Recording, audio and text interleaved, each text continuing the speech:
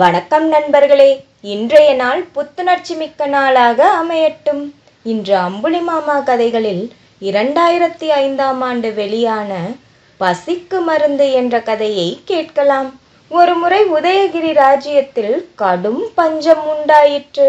ராஜா தனது மந்திரிகளையும் அதிகாரிகளையும் வரவழைத்து ஆலோசனை நடத்தினான்.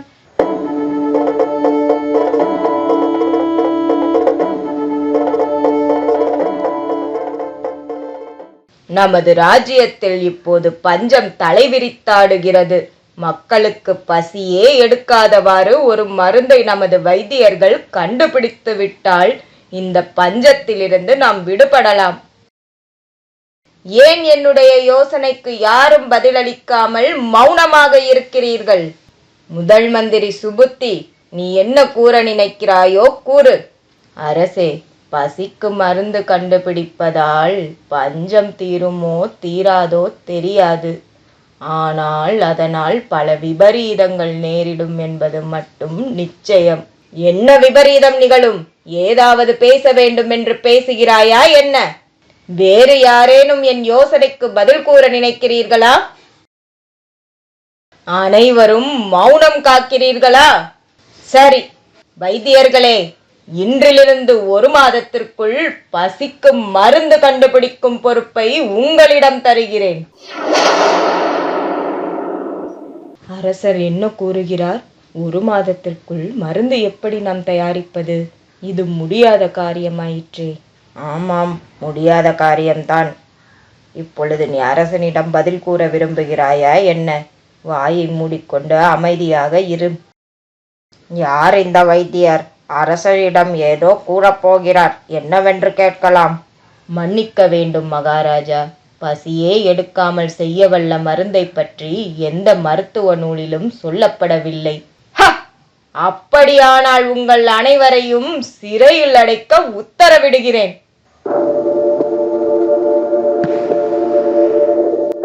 யார் இந்த கிழவர்? இவர் வேறு சபையில் நுழைந்து என்ன கூறப் போகிறாரோ? ராஜா, யாரையும் சிறையில் அடைக்க வேண்டியதில்லை. 1 வாரத்திற்குள் அதற்கான மருந்துடன் நான் வருகிறேன். சபாஸ் வைத்தியரே! வைத்தியர் என்றால் இவரைப் போல் இருக்க வேண்டும். வாருங்கள் வைத்தியரே, மருந்தை கண்டுபிடிக்கிறேன் என்று கூறி பல நாட்கள் ஆகிவிட்டனவே. மருந்தை கண்டுபிடித்தீர்களா இல்லையா? இதோ பனை நுங்கினை போல் தோற்றமளிக்கும் இந்த மருந்து உருண்டையை பாருங்கள். இந்த மருந்தில் 1 குண்டுமணி அளவு ஒவ்வொருவரும் சாப்பிட்டால் அவர்களுக்கு வாழ்நாள் முழுவதும் பசியே எடுக்காது. ஆஹா, வைத்தியரே, தாங்கள் மாபெரும் வைத்தியர் என்பதை நிரூபித்து விட்டீர்கள். யாரெங்கே? இந்த மருந்து குடிமக்கள் அனைவருக்கும் சென்று சேர வேண்டும். இது என் உத்தரவு. அப்படியே ஆகட்டும் அரசே.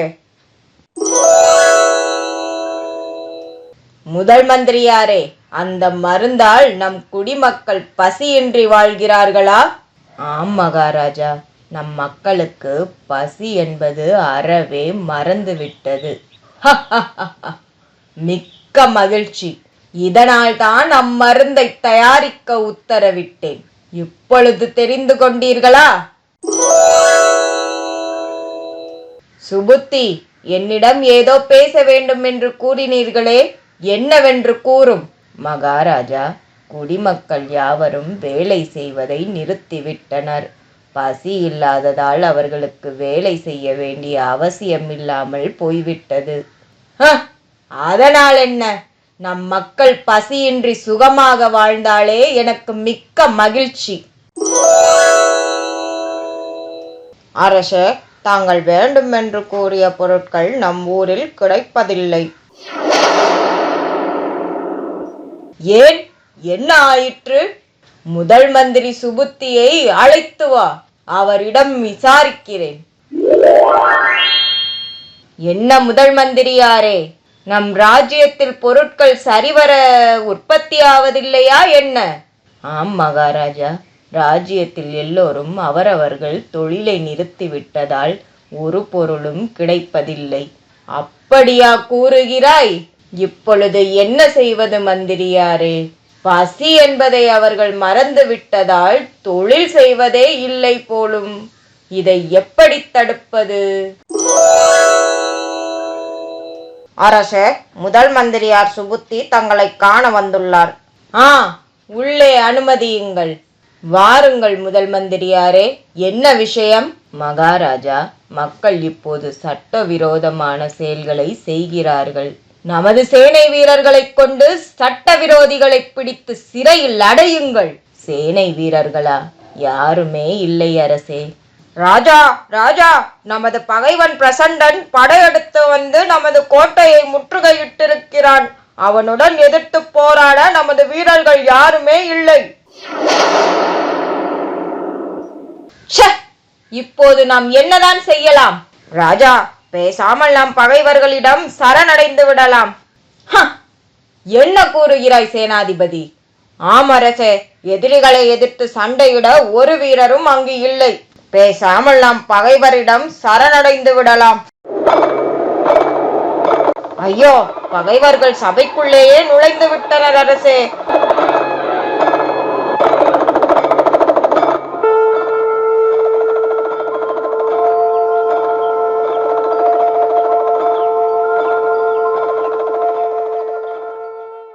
உங்களுடைய ராஜ்யம் இப்போது எங்கள் வசத்தில் உள்ளது. மறுப்பு ஏதும் தெரிவிக்காமல் உங்களை விலங்கிட கைகளை நீட்டுங்கள். நான் தவறு செய்து விட்டேன் முதல் மந்திரியாரே. உன்னுடைய ஆலோசனையை ஏற்று நான் நடந்திருந்தால் இத்தகைய தவறு நடந்திருக்காது. இப்பொழுது வருந்தி நான் என்ன செய்வது? தவறு செய்து விட்டேன். தவறு என்பது தவறி செய்வது, தப்பு என்பது தெரிந்து செய்வது. தவறு என்பது தவறி செய்வது, தப்பு என்பது தெரிந்து செய்வது. தவறு செய்தவன் திருந்த பார்க்கணும், தப்பு செய்தவன் வருந்தியாகணும். அதோ அந்த கிழ வைத்தியரே வந்து விட்டாரே. வாருங்கள் வைத்தியரே, தாங்கள் கொடுத்த மருந்தால் மக்களுக்கு பசி என்பது அறவே போய்விட்டது. அவர்கள் பசியை மறந்ததால் எந்த தொழிலிலும் ஈடுபடாமல் சட்டவிரோதமான செயல்களிலும் ஈடுபட்டுள்ளனர். இயற்கைக்கு மாறாக நான் செய்த தவறை உணர்ந்து கொண்டேன் வைத்தியரே. மகாராஜா, இப்போதாவது உங்கள் கண் திறந்ததே, மிக்க மகிழ்ச்சி. என்னை நன்றாக பாருங்கள், நான் வேறு யாரும் இல்லை. தங்களின் முதலமைச்சர் சுபுத்திதான் நான். மகாராஜா, என்னை மன்னிக்கவும். உங்களுக்கு நல்ல புத்தி புகட்டுவதற்காக நான் தான் இந்த நாடகம் ஆடினேன். இவர்கள் பகைவர்கள் அல்ல, நமது நாட்டு வீரர்கள்தான். நீங்கள் இதுவரை கண்டது கேட்டது எல்லாமே நான் இயற்றிய நாடகம்.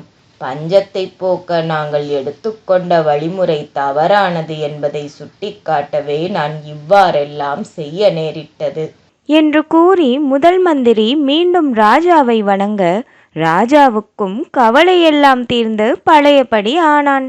மீண்டும் அடுத்த பதிவில் உங்களை சந்திக்கிறேன். அதுவரை நன்றி, வணக்கம்.